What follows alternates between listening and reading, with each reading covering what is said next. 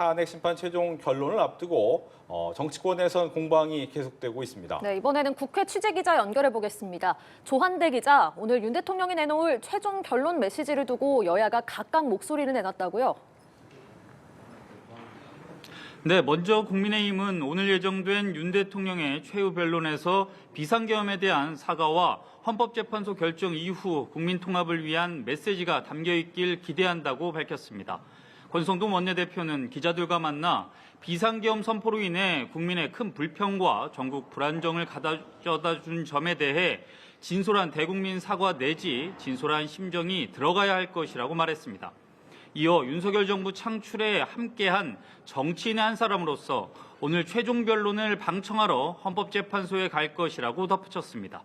반면 민주당은 탄핵소추 인용을 거듭 주장하며 윤 대통령이 참여해야 한다고 촉구했습니다.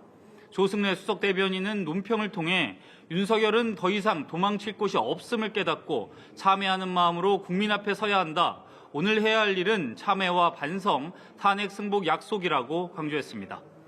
민주당은 오늘 오전 김건희 여사가 김영선 전 의원 공천에 개입한 증거라고 주장하며 육성 파일을 공개하기도 했는데요. 박찬대 원내대표는 이번 주 야 5당이 함께 명태균 특검법을 처리하겠다며 여권을 압박했습니다. 국민의힘은 명태균 특검법에 대해서는 최상목 권한대행에게 거부권 행사를 요청한다는 방침인데요.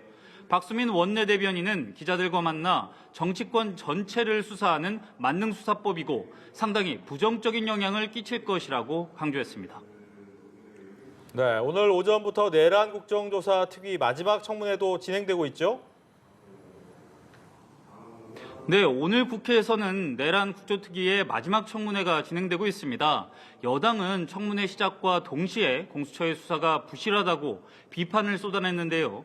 국민의힘 곽규택 의원은 공수처가 윤 대통령 압수수색 영장과 통신영장을 서울중앙지법에 청구했다가 모두 기각됐다며 이후 서부지법에 체포영장을 청구한 것이 영장 쇼핑이었다고 맹비난했습니다. 이에 대해 오동훈 공수처장은 공수처법에 따르면 공수처가 공소제기하는 사건에 대해 중앙지법 청구를 원칙으로 하고 나머지는 공수처 검사가 재량껏 할 수 있다고 해명했습니다. 야당은 비상계엄 모의 과정 등에서 쓰인 의혹이 있는 비아폰에 대해서 강도 높은 수사 등을 촉구하고 나섰는데요.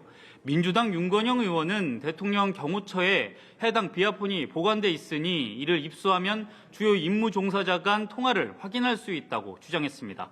내란 국조특위는 오늘 청문회를 마지막으로 지금까지 활동 조사 결과를 종합한 뒤 28일 활동 경과 보고서를 채택할 계획입니다. 지금까지 국회에서 전해드렸습니다.